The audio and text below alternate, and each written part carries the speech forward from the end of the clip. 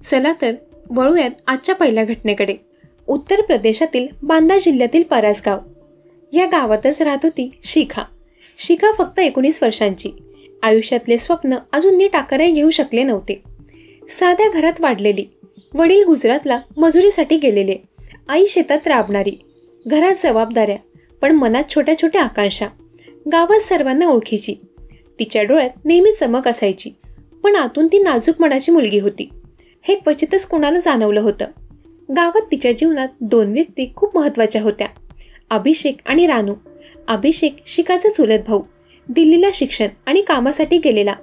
गावात आल्यावर त्याचं आणि शिखाचं नातं नेहमीच हसऱ्या क्षणांनी भरलेलं. अभिषेक तिला अभ्यासात मदत करायचा, स्वप्न दाखवायचा की शिखा तुझं आयुष्य मोठं आहे, गावापुरता मर्यादित ठेवू नकोस. रानू शिखाशी लग्न ठरलेला तरुण, घरच्यांनी पक्के केलेले संबंध, गावातला ओळखीचा आणि विश्वासू. शिखाला माहीत होतं की तिचं भविष्य राणूसोबतच आहे. पण जीवनातल्या या 2 धाग्यांनी एकमेकांत गुंतून एक अशी गाठ बांधली जी शिखाला शेवटी जीवावर बेतली. 4 दिवसांपूर्वीची गोष्ट. गावात अचानक बातमी आली. दिल्लीमध्ये काम करत असताना अभिषेकला साप चावल्याने मृत्यू झाला. वयाच्या अवघ्या 20व्या वर्षी एक तरुण अशा अचानक मृत्यूने नाहीसा झाला. ही बातमी गावात वणव्यासारखी पसरली. गावकरी शोकाकुल झाले, पण शिखाच्या मनावर हा आघात शब्दांच्या पलीकडचा होता. तिच्यासाठी अभिषेक फक्त चुलत भाऊ नव्हता, तो तिचा मार्गदर्शक, तिचा हसणारा आरस पण होतं. अभिषेक गेल्यापासून तिच्या डोळ्यातलं तेज हरवू लागलं. लोकांनी पाहिलं की ती एकटी बसलेली आहे, न बोलता फक्त रिकाम्या नजरेने आकाशाकडे बघत बसलेली. घटनेच्या दिवशी सकाळी तिची आई नेहमीप्रमाणे शेतात कामाला गेली. घर रिकामं. शिखा मात्र दिवसभर शांत बसली. गावातल्या एका मैत्रिणीने विचारलंही, शिखा बरी आहेस ना? पण शिखाने फक्त मान हलवली. तिच्या मनात मात्र वादळ सुरू होतं. अभिषेकच्या मृत्यूचा धक्का एवढा खोलवर गेला की जगण्याची इच्छा संपत चालली होती. तिला वाटू लागलं, त्याच्याशिवाय माझं आयुष्य काय उरलं आहे. दुपारी घरात एकटी असताना तिने हळूहळू सगळं ठरवलं. साधं वही आणि कागद न वापरता तिने आपल्या हातावरच शेवटचं वचन लिहिलं. जणू तिच्या हातावर कोरलेलं वाक्य तिच्या आत्म्याचं ओझं होतं. तिच्या हातावर लिहिलं होतं, माझ्या मृत्यूचं काहीही कारण नाही, फक्त जगण्याची इच्छाच उरली नाही. अभिषेकच्या शेजारीच मलाही जाळा, राणूलाही बोलवा. आई, चिंता करू नकोस, मी मेल्यावर कल्लूची काळजी घे. या काही ओळीत किती खोल वेदना दडलेल्या होत्या हे कदाचित तिला सोडून कोणालाच जाणवलं नसेल. आणि मग शिखाने स्वतःचं आयुष्य संपवलं.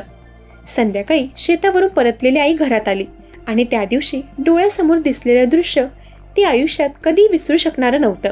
घराच्या कोपऱ्यात तिची लेक शिखा थिजलेली, हातावर अजूनही अक्षर उमटलेली. आईचा आक्रोश दूरवर गावभर पसरला. गावकरी धावले. पोलिसांना बोलवण्यात आलं. मृतदेह ताब्यात घेऊन शवविच्छेदनासाठी नेला गेला. पण गावातल्या प्रत्येकाच्या मनात तोच प्रश्न, एवढ्या लहान वयात एवढं टोकाचं पाऊल का उचललं? गावात चर्चा सुरू झाल्या. सुरुवातीला सगळ्यांना वाटलं अभिषेकच्या मृत्यूने शिखा तुटली म्हणून तिने हत्या केली.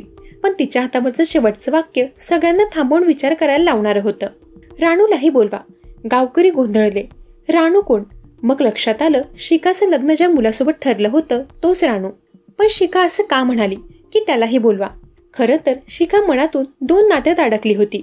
एका बाजूला अभिषेक, तिचं आत्मीय, तिचं विश्वासाचं नातं, तर दुसरीकडे राणू, तिचं भविष्य, घरच्यांनी ठरवलेला साथीदार.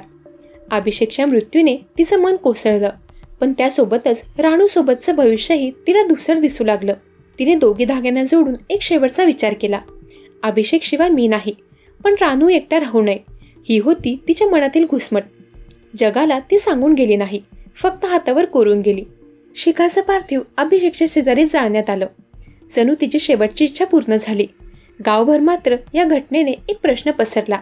एक तरुणी एवढी एकटी कसं काय पडली की तिने जीवन सोडून दिलं? आईचा डोळे पुसता पुसता एकच आक्रोश ऐकू आला, लेकी, जगण्याची इच्छा संपवण्यापेक्षा तुझं दुःख सांगितलं असतंस तर आम्ही तुला धरून ठेवलं असतं. आता वळूयात आजच्या दुसऱ्या घटनेकडे. मी थोडं शेतात जाऊन येतो, असं म्हणून तो शेताकडे निघाला आणि काही वेळातच नवनाथच्या आयुष्याने एक भयंकर वळण घेतलं. काही मिनिटातच शेतात फेरफटका मारायला गेलेल्या नवनाथसोबत त्या रात्री असं काही घडलं जे सगळ्यांनाच हादरवणारं होतं. तर काय घडलं त्या रात्री? चला तर सविस्तर जाणून घेऊयात घटना. गाव वरखेड, तालुका गंगापूर, जिल्हा छत्रपती संभाजीनगर. गाव शांत, साधं आणि शेतीवर जगणारं. या गावात राहत होता नवनाथ साहेबराव पवार. वय फक्त 25. घरात आई वडील, एक भाऊ आणि एक बहीण. शेतमजुरी, घरकाम आणि शेती या तिघात त्याचे दिवस जात. साधा कष्टाळू मुलगा म्हणून तो सगळ्यांच्या नजरेत होता. संध्याकाळी सूर्य मावळून गेला होता. त्या रात्री नवनाथ नेहमीसारखा शांत दिसत होता. कुटुंबासोबत जेवण झालं, पण अचानक रात्री 9 वाजताच्या सुमारास तो म्हणाला, मी थोडं शेतात जाऊन येतो. आईने विचारलं, अरे एवढ्या रात्री शेतात कशाला जातोस? उद्या सकाळी जा. पण त्याने काही उत्तर दिलं नाही. फक्त हलकीशी मान हलवली आणि घराबाहेर निघून गेला. वरखेडच्या शेताकडे जाणारा रस्ता अंधारलेला होता. नवनाथ शांतपणे चालत शेतात गेला. त्याच्या पिशवीत काहीतरी होतं, एक कुपी, जी त्याने कुणालाही दाखवली नव्हती. थोड्या वेळाने शेताच्या एका कोपऱ्यात तो बसला. कुपी उघडली. आत होतं विषारी औषध. ते शेतीसाठी वापरलं जाणारं पण प्राणघातक ठरू शकणारं रसायन. एक दीर्घ श्वास घेत त्याने ते औषध प्राशन केलं. औषध पोटात गेल्यानंतर काही मिनिटातच त्याची तब्येत बिघडू लागली. श्वास घ्यायला त्रास, अंगात मुंग्या, डोळ्यांसमोर अंधार. तो जमिनीवर पडला. कुठेतरी त्याचा मंद आवाज शेताच्या कडेला गेलेल्या एका शेतकऱ्याला ऐकू आला. तो धावत गेला आणि गावातील मंडळी बोलावली. कुटुंबियांना बातमी कळली. तेव्हा घरात गोंधळ उडाला. आईच्या डोळ्यातून अश्रुधारा व्हायला लागल्या. माझ्या मुलाला वाचवा, असा टाहो गावभर घुमला. गावकरी आणि कुटुंबियांनी त्याला तातडीने उपजिल्हा रुग्णालयात नेलं. डॉक्टरांनी प्राथमिक उपचार केले, पण परिस्थिती गंभीर असल्यामुळे त्याला घाटी रुग्णालय छत्रपती संभाजीनगर येथे हलवलं. रुग्णवाहिकेत बसलेली त्याची आई सतत त्याच्या कपाळावर हात ठेवून रडत होती. वडील शांत होते, पण डोळ्यातील पाणी लपवता येत नव्हतं. घाटी रुग्णालयात पोचल्यावर डॉक्टरांनी तात्काळ उपचार सुरू केले. सिरम, ऑक्सिजन, औषधं सगळं सुरू होतं. नवनाथचा जीव वाचवण्यासाठी डॉक्टर आणि नर्सेस झगडत होते. बाहेर वाड्यावाड्यातले नातेवाईक जमा झाले होते. प्रत्येकाचा चेहरा भीतीने आणि दुःखाने भरलेला. सगळे विचारत होते, त्याने असं का केलं? दरम्यान पोलिसांनी अकस्मात मृत्यूची नोंद घेतली. पोलीस हवालदार बिगोते यांनी कुटुंबियांची चौकशी सुरू केली. काही वाद होता का? कर्ज होतं का? कुणाशी भांडण झालं का?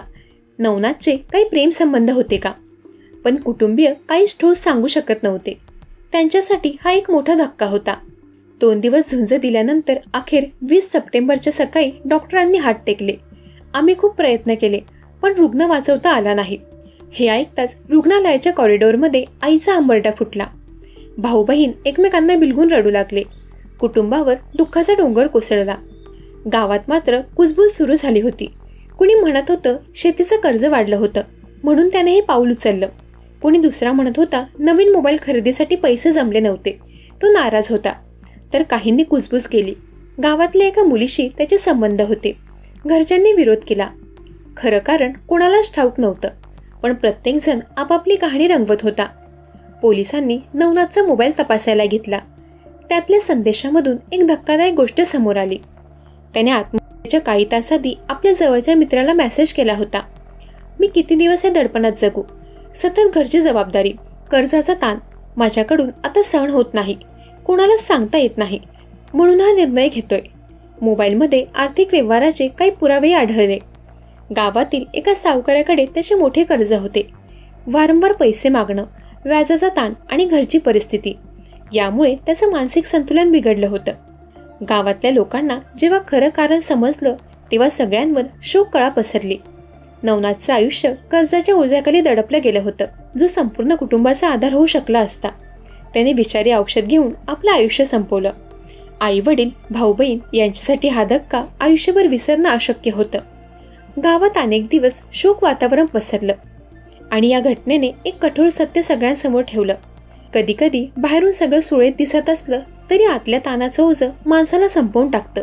दरम्यान या दोन्ही घटनांवर तुमचं काय मत आहे ते कमेंट करून नक्की सांगा.